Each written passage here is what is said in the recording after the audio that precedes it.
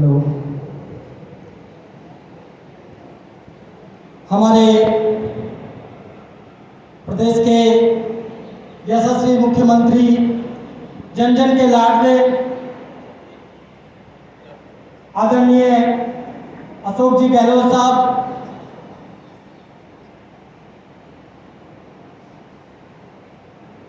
माननीय खाद्य मंत्री आदरणीय श्रीमान प्रसादी लाल जी, हमारे चहेते ऊर्जा मंत्री जी आदरणीय भंवर सिंह जी भाटी साहब, मैं राजस्थान विद्युत तकनीकी कर्मचारी एसोसिएशन की ओर से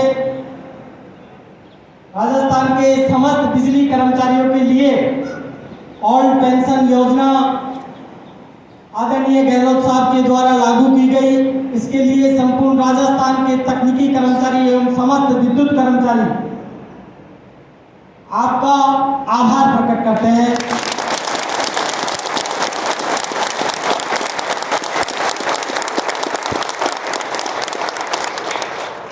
वैसे तो शब्द नहीं है मेरे पास कि मैं किस प्रकार से आदरणीय गहलोत साहब का धन्यवाद ज्ञापित करूं, लेकिन साथियों, इतना मैं आप लोगों को बताना चाहता हूं कि सन 1885 में जब भारतीय राष्ट्रीय कांग्रेस की स्थापना हुई, उस समय पर हमारे देश के ऊपर अंग्रेजों का शासन था और भारतीय राष्ट्रीय कांग्रेस पार्टी ने लगातार संघर्ष किया और संघर्ष करने के पश्चात हमारे देश को आजाद करवाया। और जब हमारा देश आजाद हुआ, उस समय पर पूरे हिंदुस्तान में एक सुई तक नहीं बनती थी।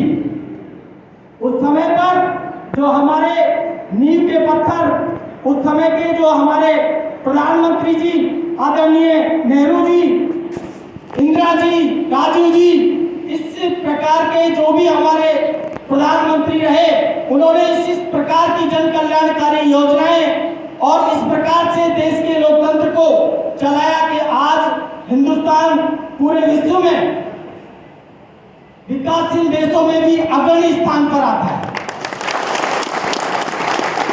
साथियों, जब 2004 में भारतीय जनता पार्टी की केंद्र में सरकार थी, तब हमारे हितों के ऊपर कुठाराघात हुआ था और समस्त हिंदुस्तान के कर्मचारियों को ओपीएस योजना से वंचित करके एनपीएस योजना में डाल दिया गया था। आज पूरे हिंदुस्तान में आदरणीय गहलोत साहब ने एक बहुत बड़ा उदाहरण पेश किया है।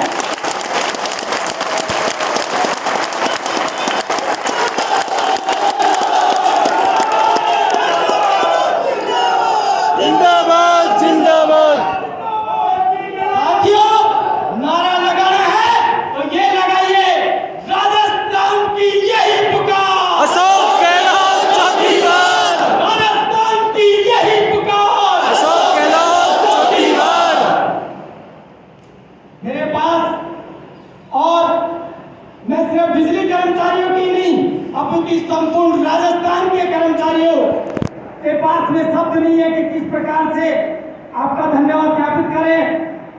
साथियों, आदरणीय गहलोत साहब ने इतनी सारी जन कल्याणकारी योजनाएं इस कार्यकाल में लागू की है कि सुबह से लेकर शाम तक यदि हम बखान करते रहे तो सिर्फ उन योजनाओं का नाम तक नहीं बता सकते।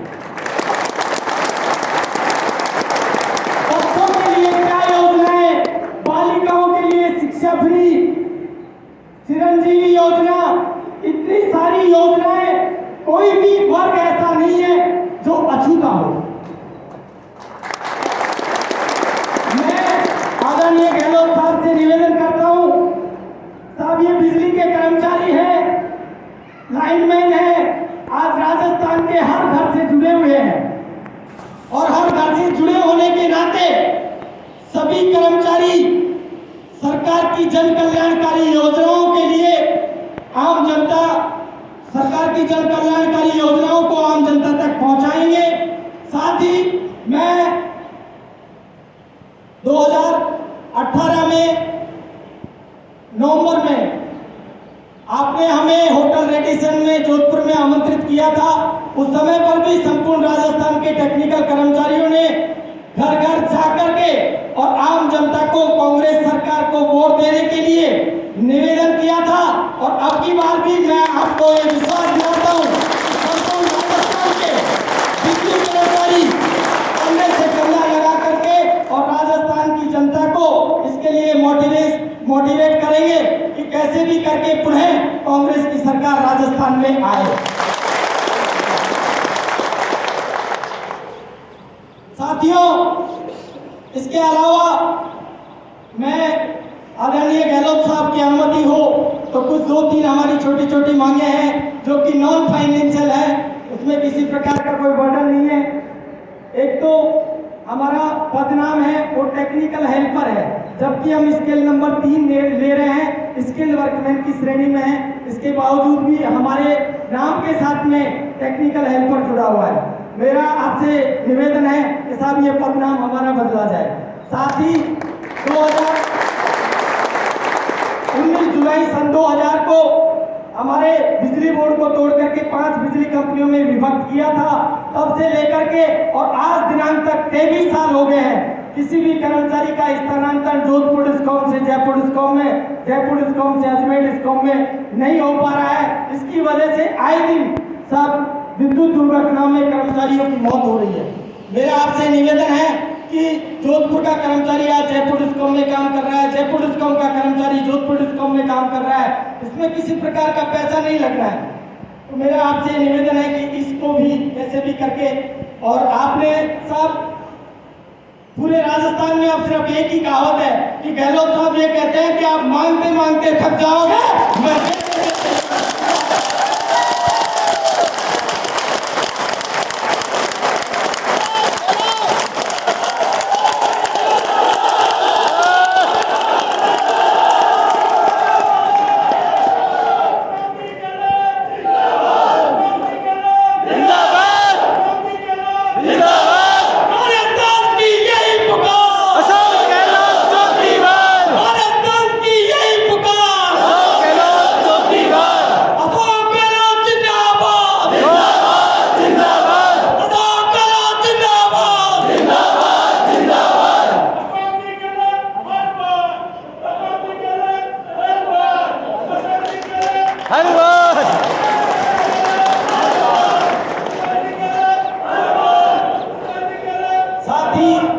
हमारे 98 के बाद में कुछ अनुकंपा पर कर्मचारी लगे थे, उसमें आदरणीय मुख्यमंत्री जी का मैं ध्यान आकर्षण करना चाहूंगा। 98 के बाद से और 1 अप्रैल 2019 के बीच में जो 12वीं पास लेडीज थी वो तो एलडीसी बनी और जेंट्स थे उनको हेल्पर सेकंड बनाया गया। तो मेरा निवेदन है साहब, उन सभी ज़्यादा नहीं है सर, 550-700 आदमी होंगे, उन्हें भी एलडीसी बनाया जाएगा। साहब ये जितने भी बिजली कर्मचारी हैं, लो पेड एम्प्लॉय हैं, 20,000 से 25,000 इनका वेतन है। घर घर जाकर के बिजली की सप्लाई को दुरुस्त करते हैं। इनका जो आधा जो वेतन है वो मोटरसाइकिल के पेट्रोल में खर्च हो जाता है।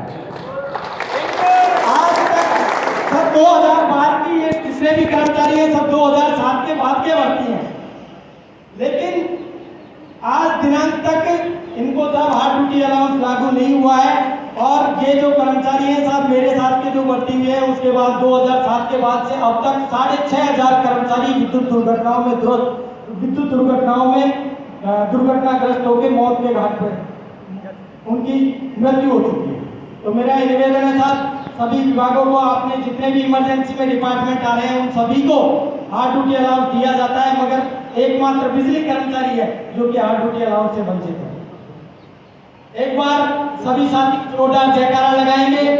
अन्य कुछ मांगे हैं जो मैं आदरणीय गहलोत साहब को ज्ञापन दूंगा। एक बार जोरदार पुनः जयकारा लगाएंगे। अशोक गहलोत जिंदाबाद, जिंदाबाद, जिंदाबाद। अशोक गहलोत जिंदाबाद, जिंदाबाद, जिंदाबाद। इसके अलावा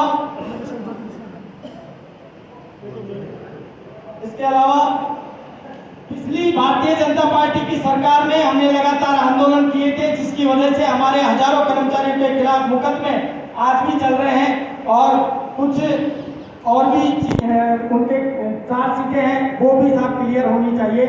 इसके अलावा आज ये सिर्फ पदाधिकारी आए हैं और मेरा निवेदन है कि गहलोत साहब हमें महीने 1.5 महीने बाद का कोई टाइम दे, तो लगभग 25 से 30 हजार कर्मचारियों का अधिवेशन हम जयपुर में आयोजित करवाना चाहते हैं, क्योंकि सभी कर्मचारियों के द्वारा मुझे उलाहना दिया जा रहा है कि आप तो गहलोत साहब को धन्यवाद ज्ञापित करके आ गए, मगर हमारा नंबर कब आएगा।